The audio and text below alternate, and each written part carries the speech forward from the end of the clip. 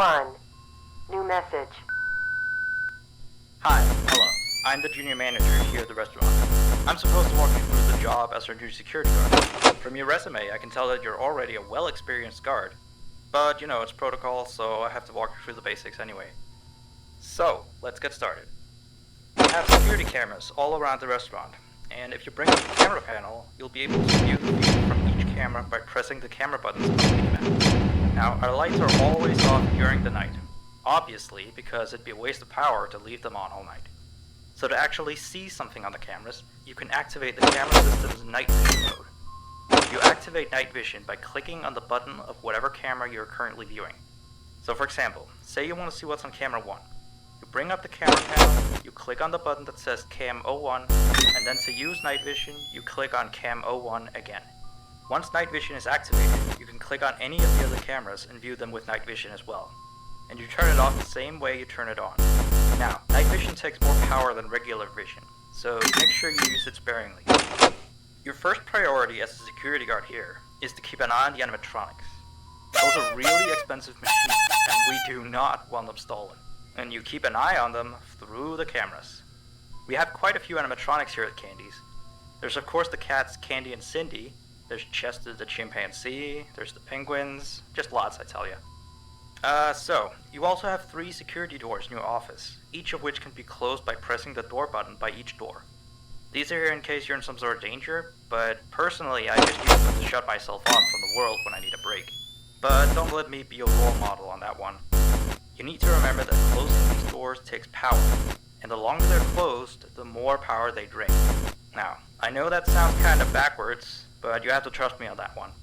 I think it's something about the doors having an automatic fail-safe feature in case the power gets cut off, so they open up if there's no more power.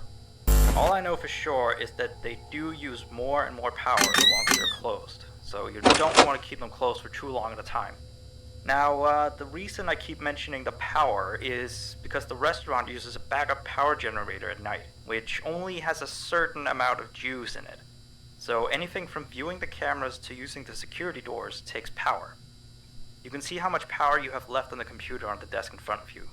Try not to run out of power. If you do though, you won't be stuck in the office since the doors will always open up anyway. Oh, and one last thing. The animatronics aren't completely turned off at night, so they might start walking around a bit. But just be careful not to let any of them into the office, because we have stuff in there we don't want damaged or anything. Though, don't bother with the ticket booth door. They won't attempt to get in through there. That should be all. You'll hear from me again on your next shift. Have a good night.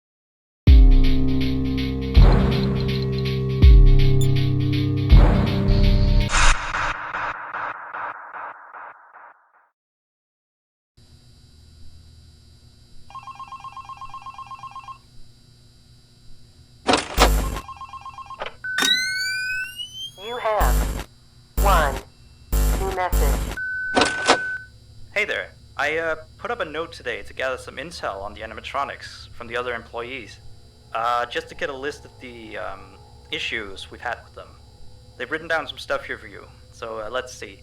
Alright, so obviously the animatronics walk around at night, you know that by now.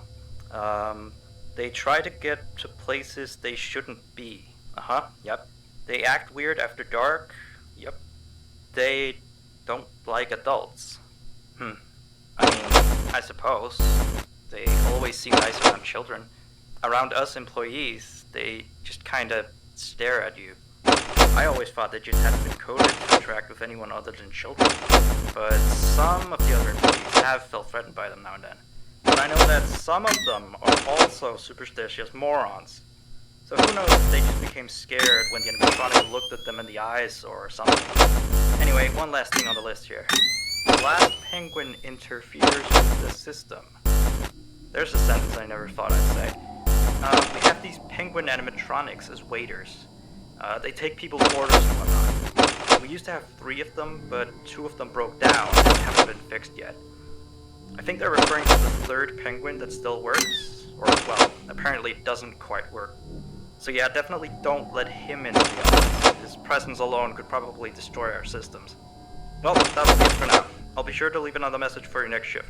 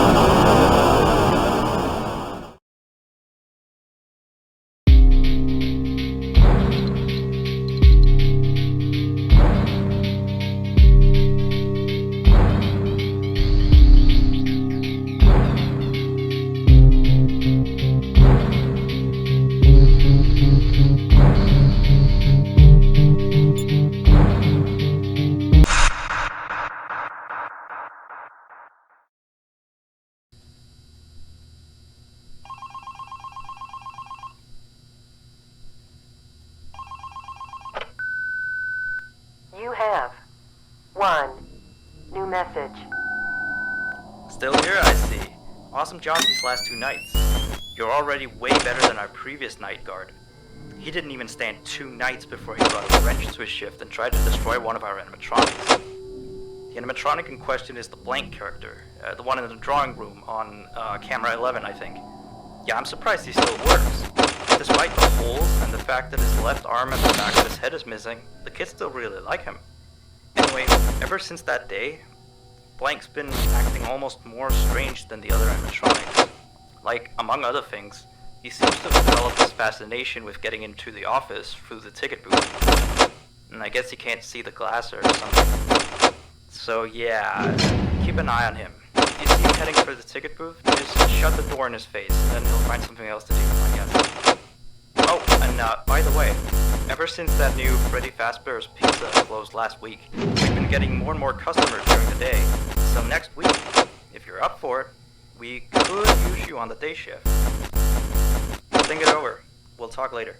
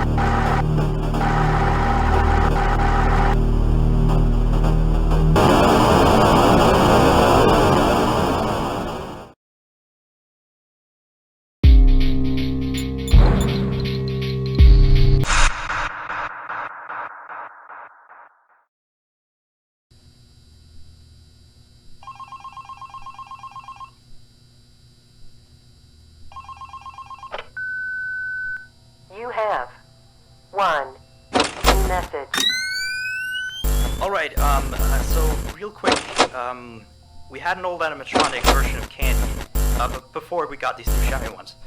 Anyway, he was supposed to be out of commission ever since he was involved in this incident with a customer. An adult customer, luckily. Not a child.